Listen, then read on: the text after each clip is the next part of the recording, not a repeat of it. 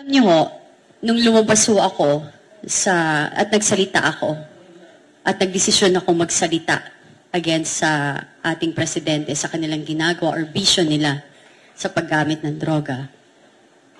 Lahat ho, alam ko na may mangyayari sa akin. Alam ko na meron hong pwedeng pumatay sa akin. Alam ko na malalagay sa alanganin ang pamilya ko. At alam ko marami akong kaibigan na mawawala. At nangyari ho. Pero pinili ko pa rin pong magpatuloy kasi yun lang ho yung kaya kong ibigay para tumatanda na rin ho ako. And ang hirap din ho sa sitwasyon ko kasi both my parents namatay na ho. Wala akong magulang. And I have 5 kids, 4 na babae. At matitino, matatalino, mababait. I'm so proud of them. And eto lang yun. Yun, katulad nila, Crisette, kami mo lahat dito. Wala ko kaming inihingi. Hindi ko kami naghanap ng posisyon. Hindi kami nagpapasikat. Ano papasikat? Sikat ka, mamamatay ka? Yan ba yung sikat? Isinasalang mo yung buhay mo. Hindi po joke yung ginagawa namin. Sabi nila, may isa nga akong friend, sabi, why Scotty, parang, she went ballistic na. Sabi ko, ballistic na kung ballistic. As long nagsasabi ka ng totoo. Ako hindi ko maintindihan yung nangyayari ngayon. Sa ating mga politiko o leader natin sa ating bansa, dapat ho, kung kayo ho ay kinikriticize, tanggapin nyo ho, pray for it, pag-isipan nyo, and tingnan nyo ho yung sarili nyo sa salamin, kung tama ba o mali yung ginagawa nyo.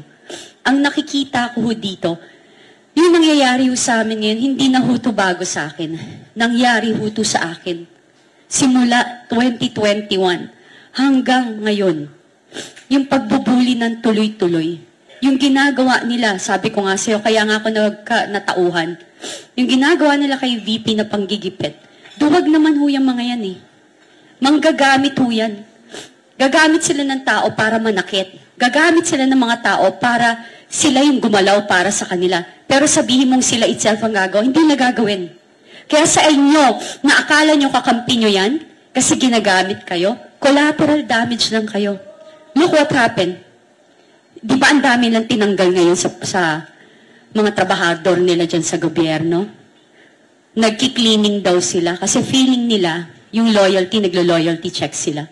So, lahat po kayo disposable. Lahat po kayo itatapon. Pag tapos na sa inyo, itatapon na kayo. Attorney Trixie, Attorney Vic Rodriguez, VP Sara. So, don't think na kayo ngayon na nakaupo, magtatagal kayo dyan. Lahat kayo basura. Lahat kayo trapo. Lahat kayo gamit sa kanila na pag pinagsawaan na or wala na silang pakinabang, itatapon lang din nila kayo.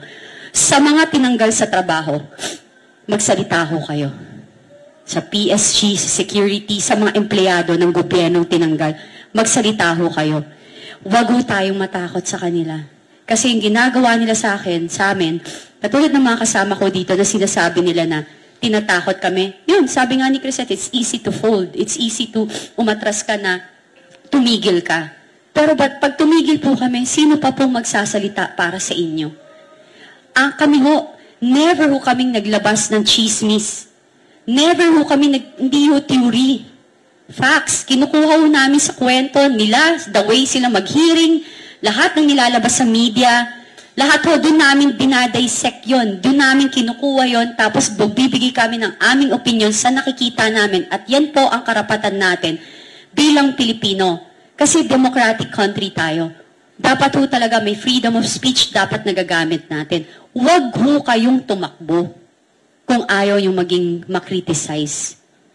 Ang bawat Pilipino ay may karapatang i-question kung ano yung pagkakamali ng sino mang leader na nakaupo sa inyong pwesto. Ngayon, sorry. Ngayon po, wag na lang ho kayong tumakbo. Ngayon sa darating pong eleksyon, ang mamamayang Pilipino, tayo po ang bida. Bumoto po kayo ng tama. Tanggalin niyo ho ang mga congressman na walang prinsipyo at natakot na mawalan ng pondo kasi sabi na, napilitan kami. Kasi mawawalan kami ng budget. Ano ba mas importante? Pera o mamamayang Pilipino? Do you think that the Filipino people will never understand your situation, yung sitwasyon nyo, na iniipit kayo?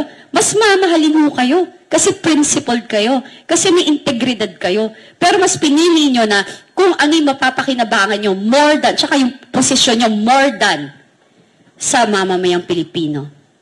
Yun lang po. Kaya dapat po, iboto natin, palitan nyo na ho yung mga congressman dyan na bumoto. So magalit na kayo. Kasi yung katotohanan eh. Mas may bayag pa nga ho itong mga to, nakakapagsalita, tapos binubuli nyo.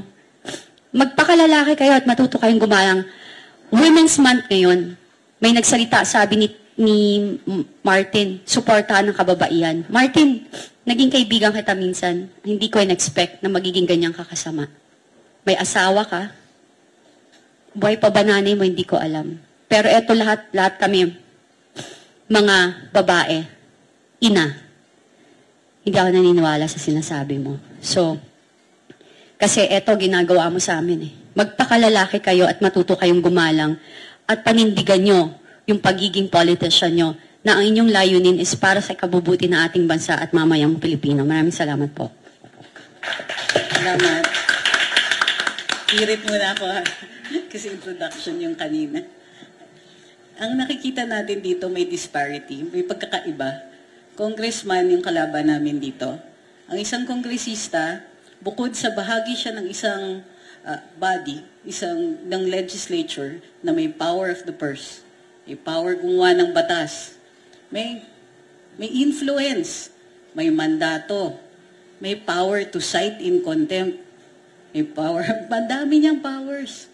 Kami, ang sinasandalan namin, ang aming mga karapatan sa ilalim ng saligang batas. Karapatan magsalita at magpahayag. Karapatan na magpulong-pulong. Karapatan na mag-petition for redress of grievances. Garantisado ng saligang batas.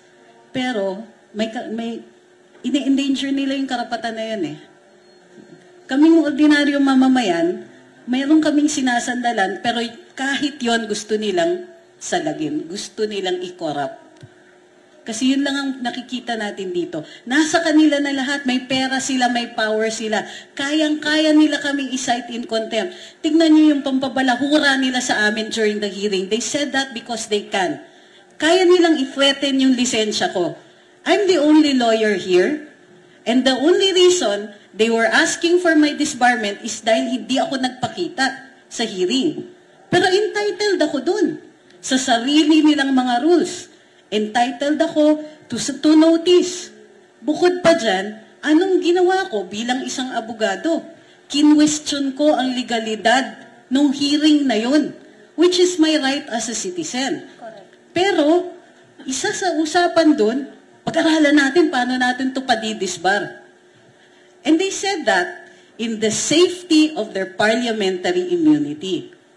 Bukod pa dyan, Paduano, Congressman Paduano. And then, Congressman Barbers also says, she's a lawyer. She should be advising her friends what to do. Tala, tinuruan mo pa ako. What about you, Mr. Barbers? You aren't a lawyer. Why do you presume to know what I can and cannot do? Baka gusto niyong i-look up yung ambulance chasing. But he said that because he can. Stupid. No matter how uninformed. Stupid. Thank you, Mark. No matter how uninformed, di ba? No matter how out of place, no matter kung paano siya makapanira, kaya niyang sabihin yun. Ang gusto niya, kunin niya yung karapatan namin na magsalita in the same way that he does. Pwede tayong magsalita to check our government officials. Kasi nakaupo sila, by the power of our vote, nakaupo sila being paid by our taxpayers' money. Pero gusto nila limitahin yung karapatan na yon under the guise of fake news. O sige, fake news? Hindi man nila ma-define ang fake news? Aminado sila walang batas sa fake news? Aminado sila na even the press secretary says, pag-aaralan pa namin.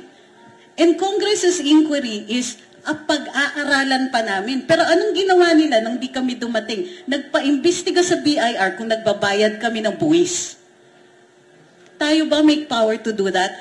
Taxes, our tax returns are confidential in nature.